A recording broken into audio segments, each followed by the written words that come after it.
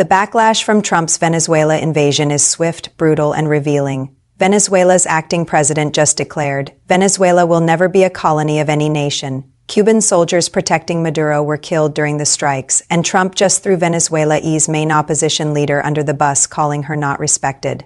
Minutes after she praised him, a Democratic congressman who served in Iraq is calling this the start of another forever war. Trump admitted on camera, "This isn't about drugs, it's about oil."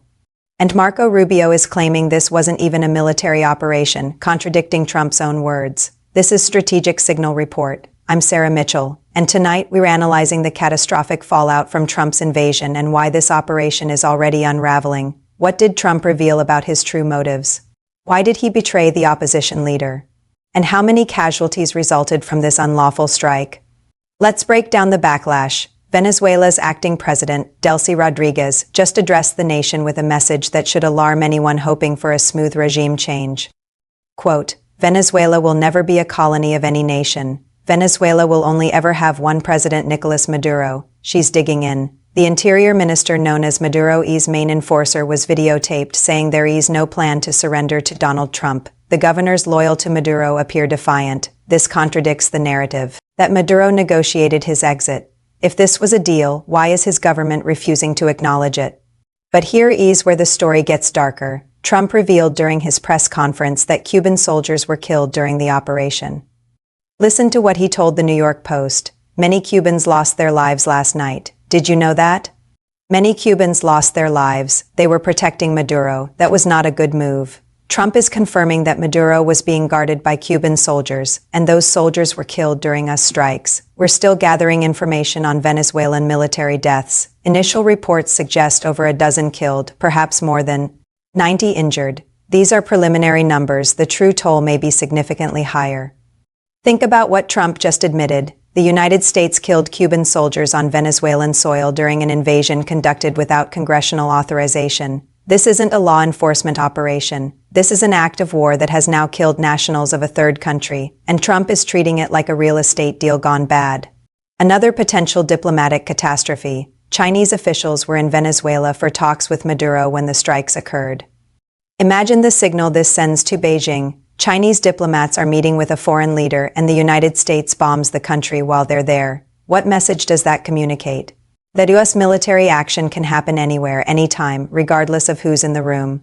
This is reckless, dangerous, and destabilizing on a global scale. Now let's talk about one of the most stunning betrayals in this entire operation. Corina Machado is Venezuela's main opposition leader. She won a landslide in the opposition primary. She's been praised by human rights organizations worldwide. She's a Nobel Prize nominee. Many Venezuelans assumed she would lead the country if Maduro was removed. But Trump just threw her under the bus, in public, during his press conference. Listen to this exchange. Reporter, is the U.S. aware of the location of opposition leader Machado? Have you been in contact with her?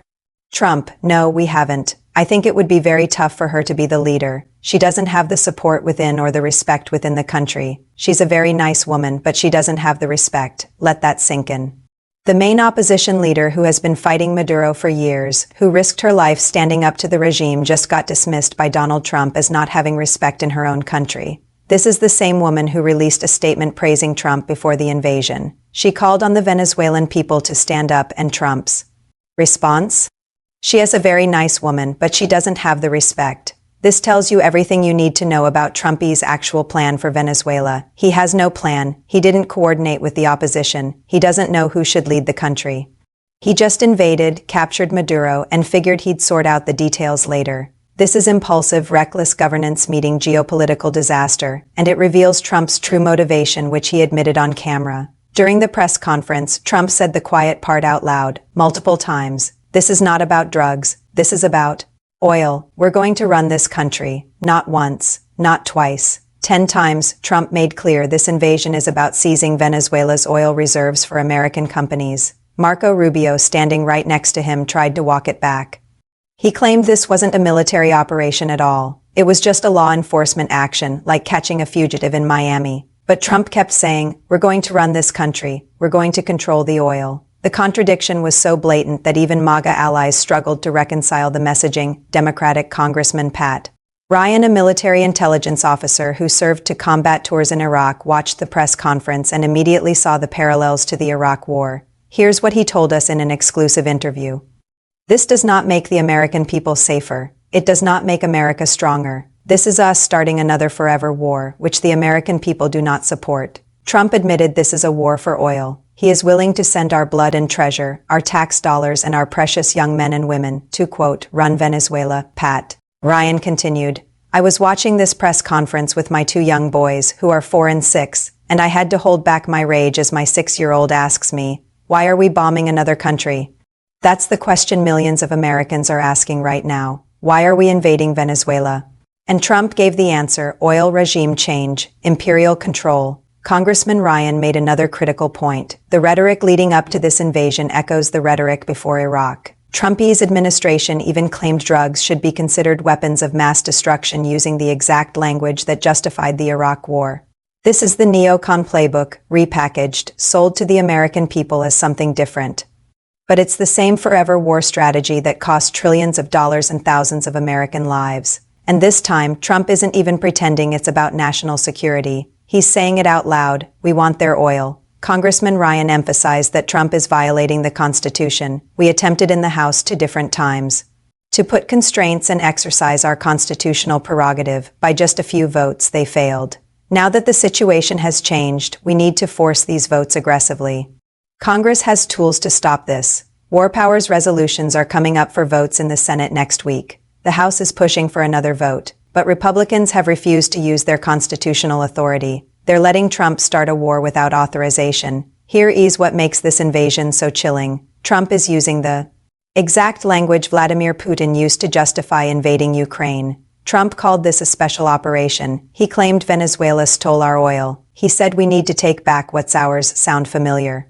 Putin claimed Ukraine was historically Russian territory, that NATO expansion threatened Russia, that he needed to conduct a special military operation. The parallels are exact, and the implications are terrifying. If the United States can invade Venezuela to remove a leader and seize resources, what's stopping Putin from doing the same in Ukraine? Or China in Taiwan? Trump's invasion just gave every authoritarian on earth permission to conduct their own regime change operations, and Trump didn't stop with Venezuela. During the press conference, he threatened Mexico. He threatened Cuba. He invoked the Monroe Doctrine, claiming the United States controls the entire Western Hemisphere, that includes Canada, Greenland, all of Central and South America. Trump is openly embracing 19th century imperialism, and he's doing it without congressional authorization, without a plan, and without regard for international law. Congressman Ryan warned, Trump stood in front of the American people and said, "We are going to run this country. Just straight up regime change, nation building, occupation. This will cost trillions of dollars and potentially thousands or tens of thousands of American lives." And here's the most important part of Congressman Ryan's message. Americans are not powerless. We need to flood the phones and email boxes and text messages of every Republican senator and House member, especially those in swing districts. When they hear loudly from their constituents, it matters. Don't agonize, organize. War powers votes are coming. Republicans will face a choice: authorize this forever war or exercise their constitutional duty to stop it. The American people need to make those calls, demand accountability, force Congress to act. Tonight, we've analyzed the catastrophic backlash from Trump's Venezuela invasion. Cuba lost soldiers protecting Maduro. Venezuela's government is defiant. Trump betrayed the main opposition leader. He admitted this war is about oil, not drugs. Not democracy, just oil. And he's using Putinesque language to justify imperial conquest. A congressman who served in Iraq is calling this another forever war. Marco Rubio contradicted Trump's own statements, and Chinese diplomats were in the room when the bombs fell. This invasion is already unraveling, and Congress has the power to stop it if the American people demand action. This is the kind of constitutional crisis analysis you get every day at Strategic Signal Report. We expose how illegal wars destroy global stability. Subscribe and hit the notification bell for daily briefings on Trump's constitutional violations. We post at AM and PM's. Comment below. Should Congress use war powers to stop this invasion? Are you calling your representatives? Your action matters. For Strategic Signal Report, I'm Sarah Mitchell. We'll continue tracking the fallout from Trump's illegal war. Stay informed, stay active, and we'll see you in the next briefing.